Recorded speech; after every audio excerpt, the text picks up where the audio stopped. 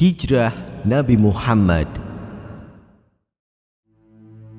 Pada tahun ke-13 kenabian, sekitar 200-an sahabat telah berhijrah ke kota Yathrib, sebuah kota di utara Mekah yang kelak dikenal sebagai Madinah.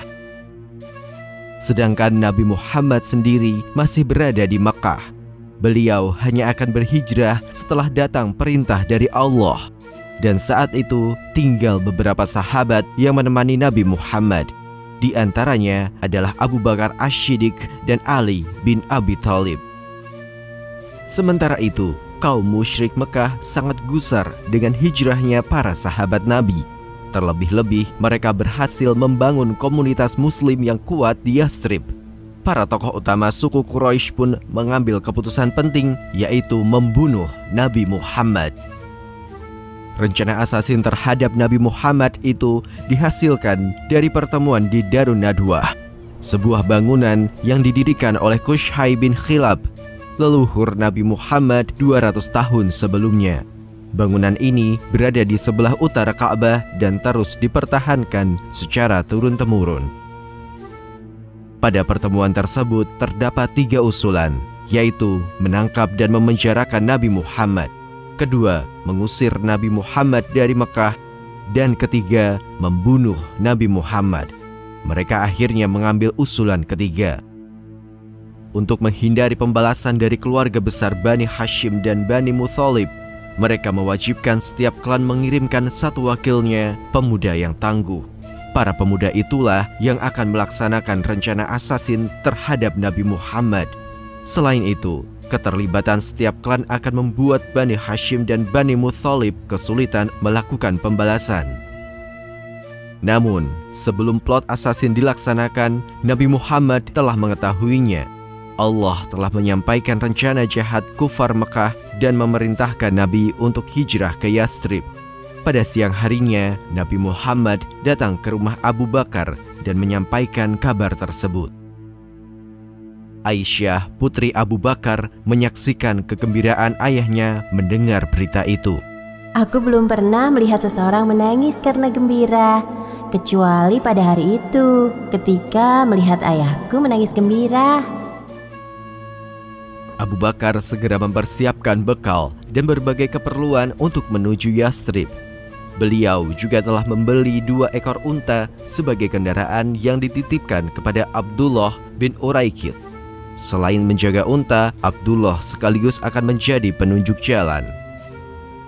Malam harinya, 27 Syafar tahun ke-14 kenabian atau sekitar 12-13 September 622 Masehi, Nabi Muhammad memerintahkan Ali bin Abi Thalib untuk tidur di kamar beliau dan menggunakan selimut berwarna hijau milik Nabi. Dan di kegelapan malam, para pemuda itu telah mengepung rumah Nabi Muhammad. Mereka mengawasi dan memastikan bahwa Nabi Muhammad berada di rumahnya. Setelah beberapa saat, tanpa sepengetahuan mereka, Nabi Muhammad melangkah keluar rumahnya. Nabi Muhammad mengambil segenggam tanah dan meletakkan di atas kepala para pemuda itu. Para pengepung itu tidak melihat bahwa Nabi Muhammad telah berada di hadapan mereka. Nabi Muhammad segera menuju ke rumah Abu Bakar. Kemudian bersama Abu Bakar keluar dari rumah melalui sebuah celah rumah. Beliau berdua tidak melalui pintu depan untuk mengantisipasi mata-mata kaum Quraisy. Nabi Muhammad dan Abu Bakar berjalan ke arah selatan, menyusuri jalan mendaki menuju Gua Thur. Arah ini merupakan rute ke Yaman, bukan ke Yathrib. Nabi Muhammad dan Abu Bakar sengaja mengalihkan perhatian jika sewaktu-waktu bertemu kaum kufar Mekah. Bukan rute yang mudah. Nabi Muhammad dan Abu Bakar harus mendaki jalan berbatu yang sempit dan terjal. Dan sebelum menjauh dari perbatasan, Nabi Muhammad berkata kepada kota Mekah, "Sesungguhnya engkau adalah sebaik-baik bumi Allah dan negeri yang paling dicintai Allah. Seandainya pendudukmu tidak mengusir aku, niscaya aku tidak akan meninggalkanmu." Keesokan harinya, para pemuda itu terkejut bahwa yang mereka temui bukanlah Nabi Muhammad, melainkan Ali bin Abi Thalib. Para pemuda itu bersikeras menanyakan keberadaan Nabi Muhammad dan dijawab oleh Ali. Aku tidak tahu. Nabi Muhammad dan Abu Bakar berada di Gua Thur selama 3 malam. Abdullah, putra Abu Bakar, setiap malam berkunjung untuk mengabarkan situasi dan kondisi Mekah. Menjelang subuh, Abdullah telah kembali ke Mekah agar tidak mendatangkan kecurigaan. Amir bin Fuhairah, bekas hamba sahaya Abu Bakar, setiap hari menggembala kambing di sekitar gua agar jejak-jejak Abdullah terhapus. Dan di malam hari, Amir memerah susu kambing untuk kebutuhan logistik Nabi Muhammad dan Abu Bakar. Sementara itu, para tokoh musyrikin Mekah menjadi sangat gusar. Mereka bahkan menggelar sayembara dengan hadiah 100 ekor unta bagi siapa saja yang bisa menangkap Nabi Muhammad dan Abu Bakar. Kaum musyrikin Mekah sebenarnya telah mencapai Gua Thur. Nabi Muhammad dan Abu Bakar ketika itu masih berada di dalam gua. Namun, sarang laba-laba menutupi pintu gua dan sekumpulan merpati berada di sekitarnya.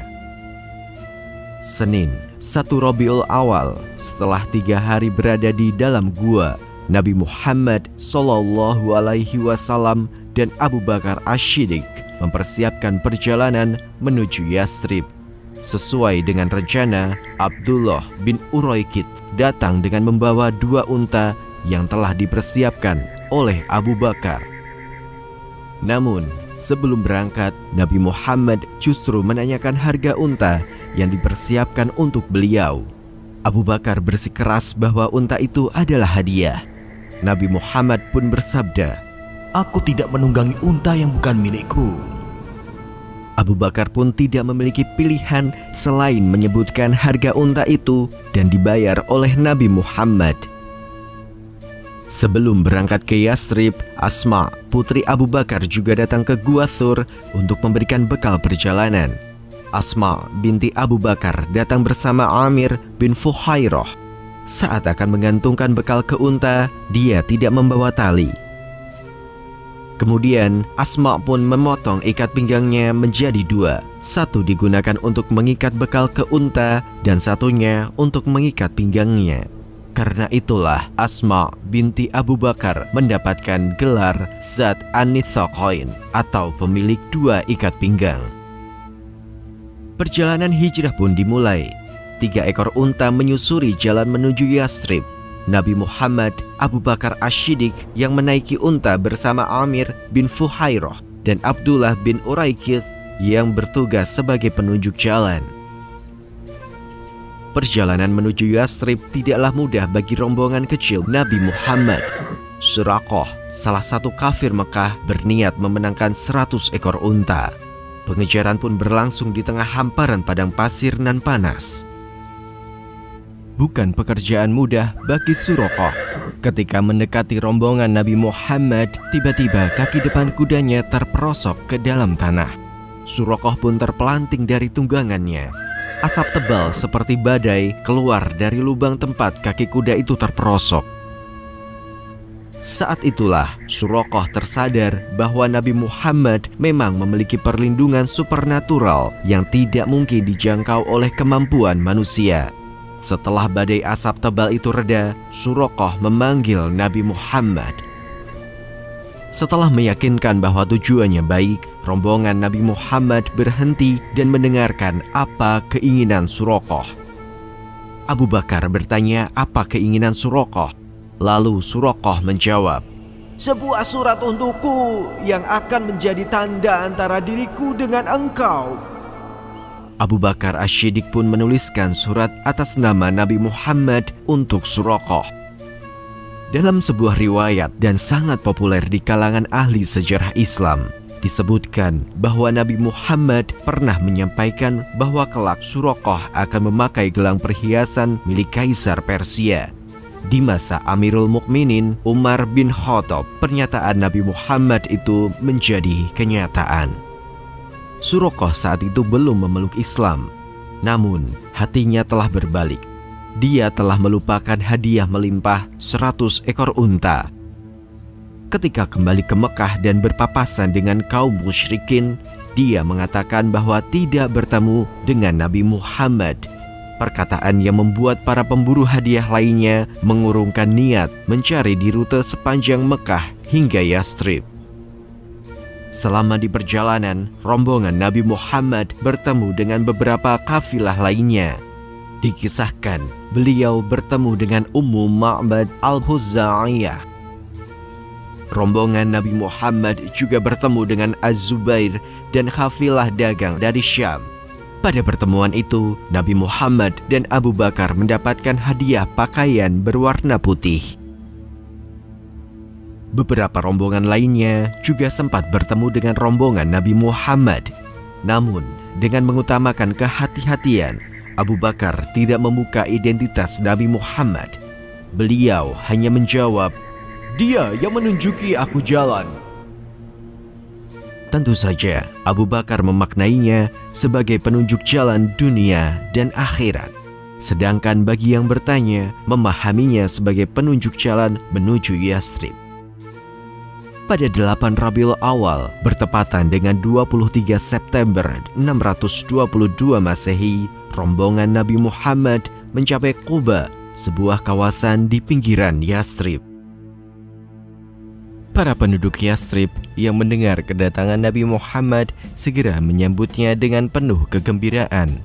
Selama berhari-hari, mereka telah menunggu kedatangan Rasulullah. Nabi Muhammad tidak langsung menuju pusat kota Yathrib. Selama 4 hari, yaitu Senin, Selasa, Rabu, dan Kamis, beliau masih berada di Quba. Bersama para sahabatnya, Nabi Muhammad membangun sebuah masjid. Inilah masjid pertama yang dibangun oleh Nabi Muhammad.